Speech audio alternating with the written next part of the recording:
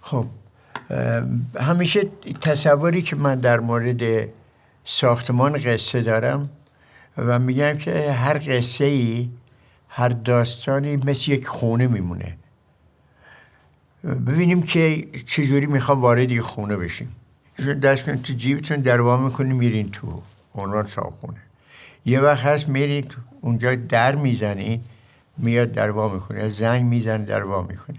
یه وقت هست دور از اون شما دزدین، مجبورین از دیوار برین اونور راه میفت میرین. یعنی شخصیت شما نشون میده که شما چجوری وارد این خونه میشین. آدمای من که میخوان وارد این خونه بشن، وارد این خونه ای که اسم میذاریم ساختمان قصه که میخوان بشن، شخصیتشون با خودشون میبرن.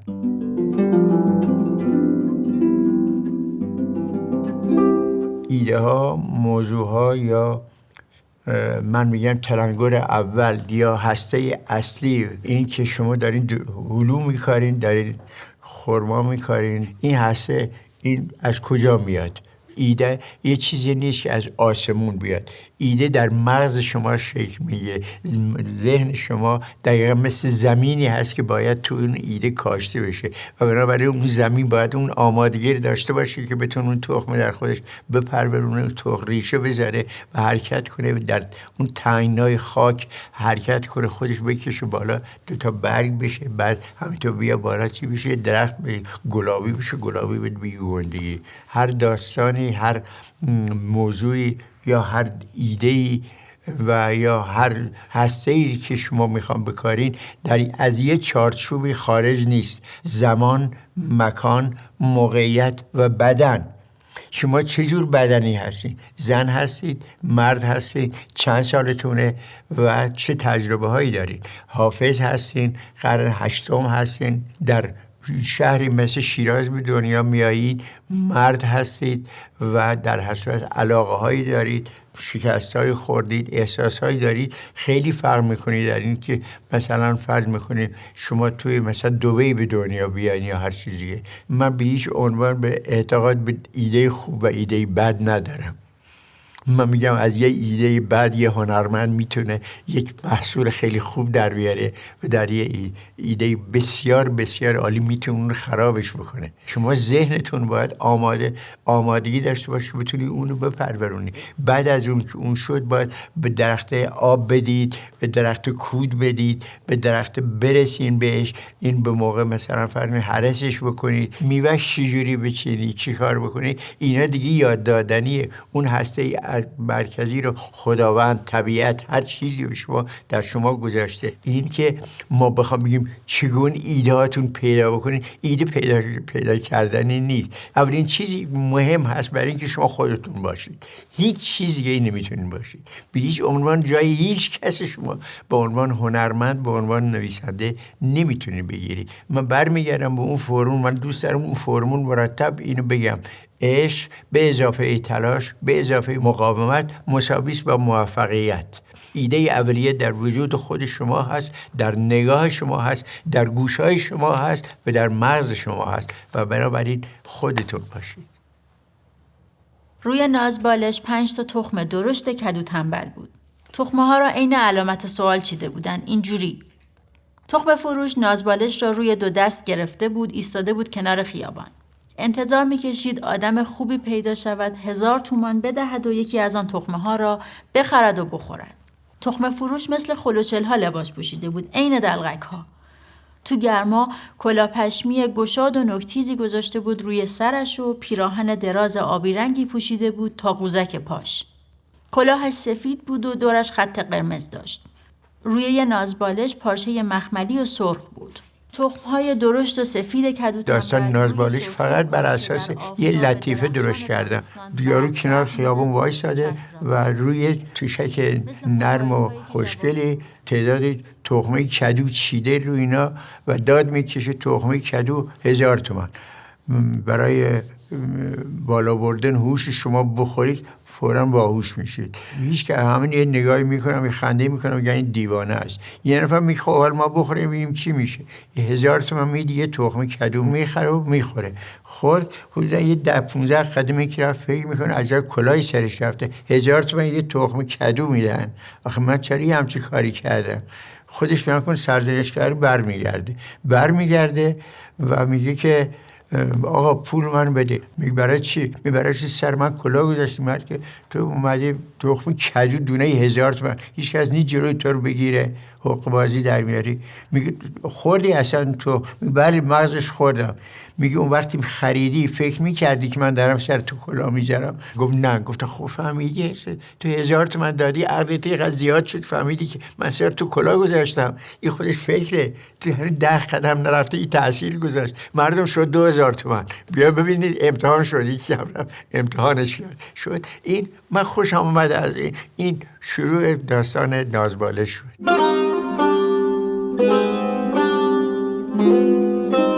انسان موضوعات مختلفی که در طول زندگیش داره میبینه، خب به هر حال میشه اینا رو تقسیم بندی کرد بسیار چیزا، ولی 4 تا از اینها به اعتقاد من از همون مهمتره.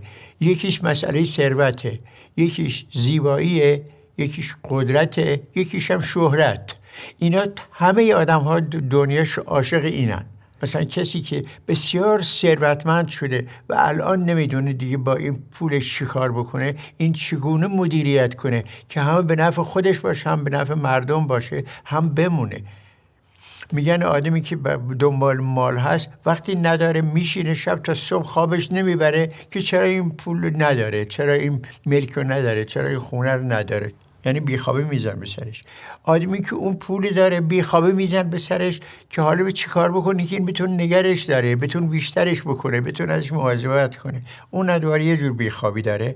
باز دوباره وقتی هم که پا به سن میذاره، اون همه ثروت و فهمیده چی کار بکنه، فهمیده چقدر بیشترش کنه، فهمیده این کجا بذاره که دزد نبره، مشکلی براش پیش نیاد، همه این کارا کرد. خوابش نمیبره که بعد از اینکه من مردم کی اینو میخوره. شاید خب برای دردسر همه اینا یه مرز داره. نویسنده های قدرتمند و قوی میرن سراغ موقعیت های انسانی. این پایین ها خب میرن جای سطحی رو پیدا میکنن، در همون حد اینا می نویسن میده.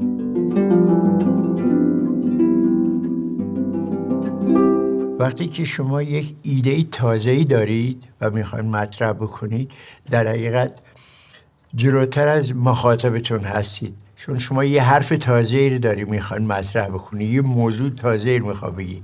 وقتی که موضوع کهنه است، بارها و بارها یا لااقل 1-2 بار 3 بار این موضوع قرار گرفته، مخاطب از شما جلوتره، چون راجع به اون موضوع یه چیزایی رو میدونه و شما عقبین و باید خیلی خیلی تلاش بکنید.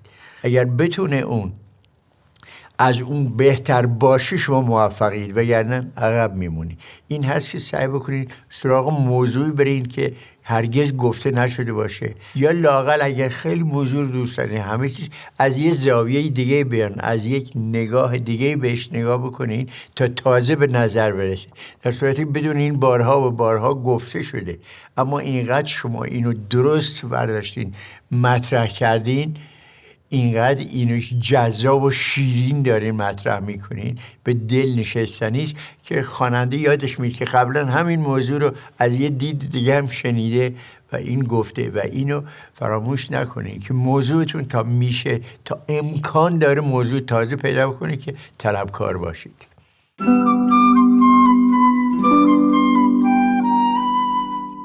ما هم میذارم ببین ایده این داریم که ما میخوام یه کوهنورد بر به کوه.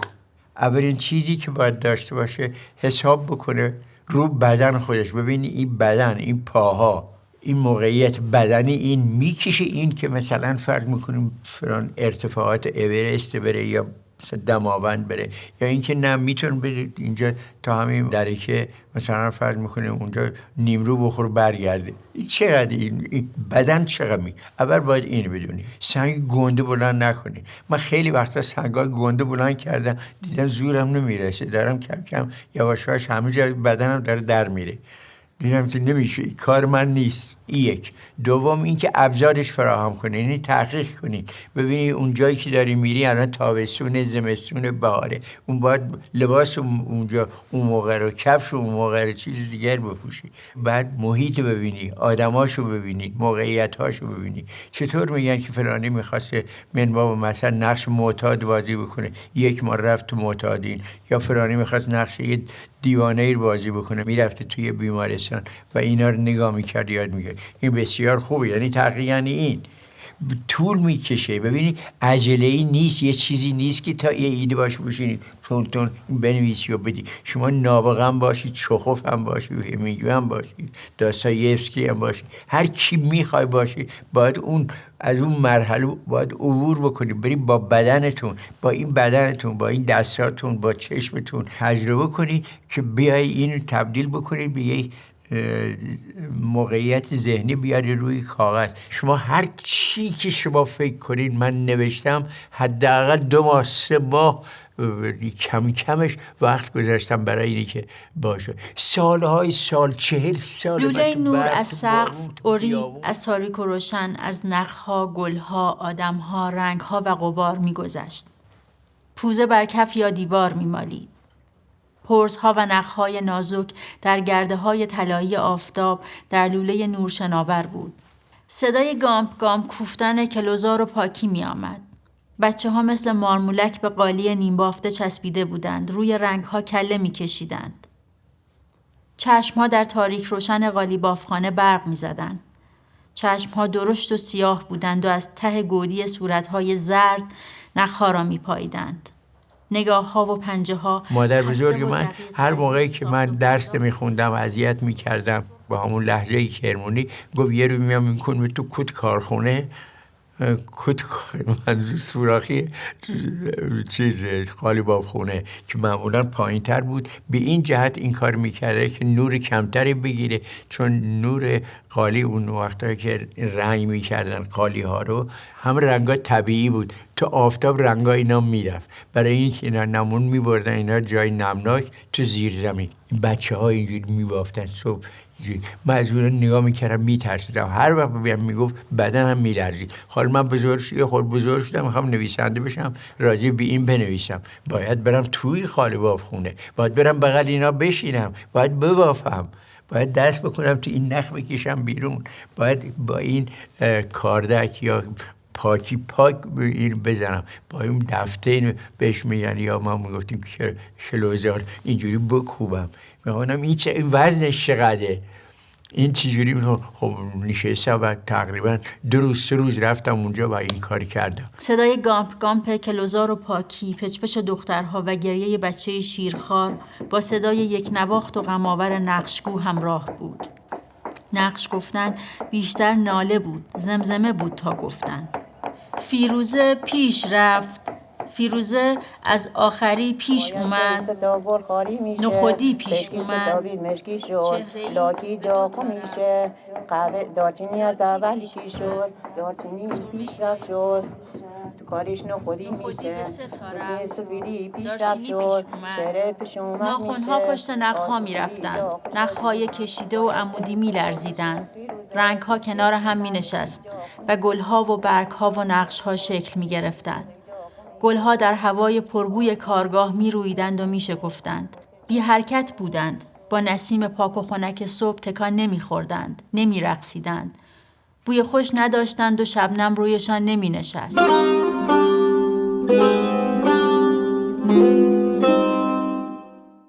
عرض به حضورتون که من برمیگردم به بحثی که در مورد خانه داشتیم که گفتیم که خانه‌ای که ساخته میشه طبیعتاً در یک فضایی ساخته میشه که مسئله جغرافیای اونجا، آب و هوای اونجا، فضای اونجا، حتی موقعیت اجتماعی اونجا که چه جور خونه‌ای رو میسازن، مثلا گالی پوش داریم تا مثلا فرض میکنیم خشت گلی گومدی مثلا روستاهای کرمان، میریم با مثلا. خب ما همه جور خونه‌ای داریم دیگه و هر کدوم از اینا هم یه فرهنگی، یه موقعیت تاریخی جغرافیایی قاطیش. هر آدمی هم چنین چیزیه. هر آدمی به درد یه جور کاری میخوره.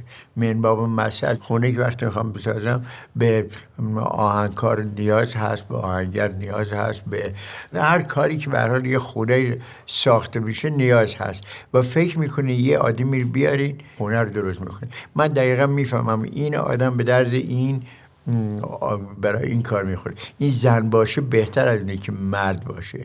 این زن فقط میتونه این عمل رو کار انجام بده. دقیقا میتونم بشناسم که این آدم میتونه این گلیم این داستان رو بکشه و بعد اینا بیان و این کار دارم میکنم و اینم در اثر شناخت آدم ها هست. هم تجربه میخواد، هم یکم خب من میگم حالا به هر حال یکم هوشمندی میخواد و گذشته از اون مطالعه و خوندن داستان‌های مختلف که فقط این باید باشه که یک همچی کاری بکنه.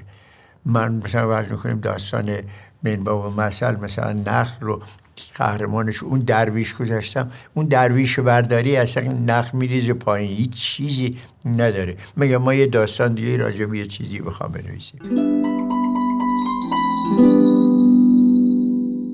من یه قصه دارم تو ذهنم، یه عده‌ای هستن، زن هست، مرد هست، بچه هست، بزرگ هست، کوچک هست، پادشاه هست، هر کی هست، همه اینا میان میشینن اونجا و هر کدوم باید نقششون بازی و من فقط باید نقشای اینا رو هماهنگ کنم، حرفایی که میتونن بزنن نسبت به شخصیتشون تو تنشون بذارن اینها و بعدش هم میگم یکی از شماها راوی بشین.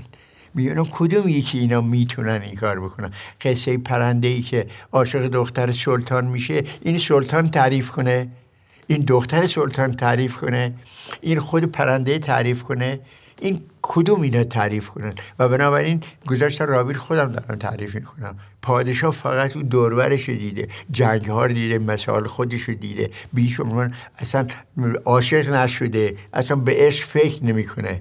پرنده فقط یک دیوونه عاشق شده، اومده سنگ گنده اومد میخواد به وارد قدرت بشه. دختره رو بگی باز همینجور، این همه ناقصن. این داستان کی باید تعریف کنه؟ کی نزدیکترین آدم هست به این سوژه و به این ایده میتونه این تعریف کنه؟ این مهمه. پیدا کردن این یه خورده سخته ولی خودش میگی با آدم. یعنی وقتی من آدم ها رو جمع میکنم، الان من اگر این باشم بگم که مثلا فرض کن شما آقای صدا بردار لطف کنید بلند شین از رو این، شما بشین جای استاد فیل بردار. شما مثلا فرض میکنید منبع مثل برین دوربین بگیرید. خب معلومه همه چیز خراب میشه دیگه، برای اینی که اینا هیچ کدومشون کار خودشون انجام نمیدن. کسایی که میان قصه رو تعریف میکنن، من نگاه میکنم کی اشراف داره به همه این چیزها و اون انتخاب میکنم، میگم تو تعریفش کن، نشد خودم زحمتش میکشم. مجید فقط مجید میتونم این تعریف کنم، این نه بیبی میتونه تعریف کنه نه اون، هیچ کسی. مجید اینجوری نمیشه چون در جاهای مجید وجود داره که بیبی نیست و اگر هم باید جایی باشه و اطلاعات بده یه شگردایی داره. مثلا توی داستان سماور همسایه ها جمع شدن و یه سماوری خریدن برای یه عروس ببرن.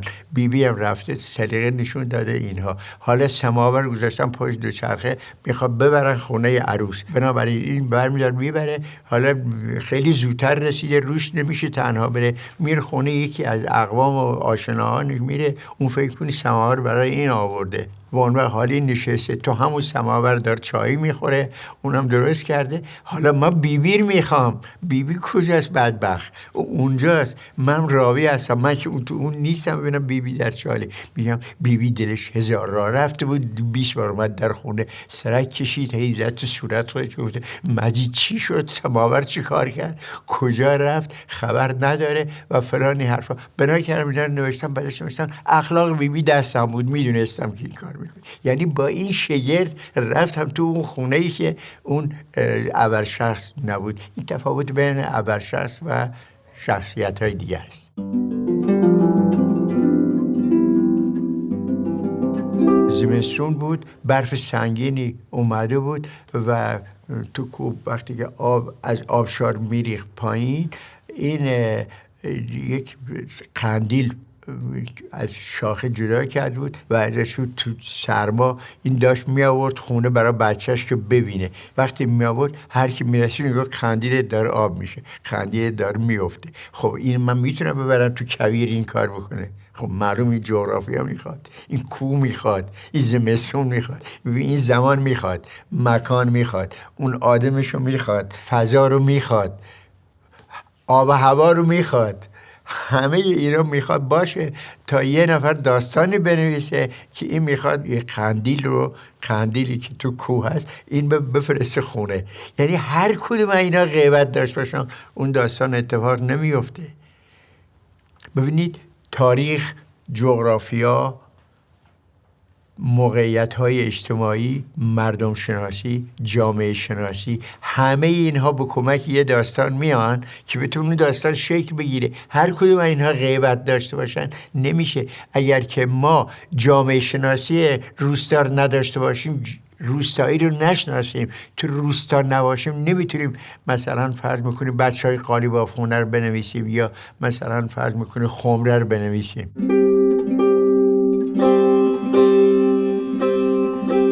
یکی از چیزهایی که مهم هست به نظر من که اگر اینا غیبت داشته باشه و اون گذشته حالا از این جغرافیا که خودش داره میگه، فرهنگ آدم‌هایی هستن که این قصه توشون داره اتفاق میفته و این قصه مجید من نقدای زیادی خوندم، نقدای مثبت خیلی خوندم و فیلم خوبی هم بود واقعا، دستشون در نکنه. پور احمد خیلی خوب از عهده بر اومد. ولی یه نقدم خوندم دیدم درست بود و گفته بود که این بچه‌ای که من تو کتاب خوندم، این بچه اون بچه‌ای نیست که شما بردین تو اصفهان. این فقط یه بچه کرمونی میتونه یه مثلا خجالتی باشه، مثلا فرض میکنه پولشو یه نفر گرفته بعد میخواد بهش بده روش نمیشه، هی با خودش بازی میکنه، میگه برم بگم این میشه، اگر برم اون بشه. این بچه اصفهانی مستقیم میگه آقا پول ما بدیم، ما پول ما پیش شما مونده سا و دیگه قصه وجود نمیاد، این فقط برای اون وجود میاد. خب ببینید بعد ما تو ضرب المثل ها توی موقعیت های فکری اون مردم میتونیم چیزی پیدا بکنیم. من باب مثلا رئیس جمهوری عوض میشه، میگن عوض شد، فلانی عوض شد. مثلا تو اصفهان یه واکنش نشون داره، در جای دیگه هم شد. تو کرمون میگه ما نه ارزنی بر آفتاب داریم نه دعوای خودشو، هر کی میخواد بیا هر کی میخواد بره. یعنی این که ما ارزن نداریم که روی پارچه‌ای باشه، اون گذاشته باشه این تو آفتاب که خوش بشه و گنجشکا بیان بخورن که باید باشون دعوا کنی که نه یا ارزن مار بخورن. کرمون این مثل هست، این جزء فرهنگ اونجاست.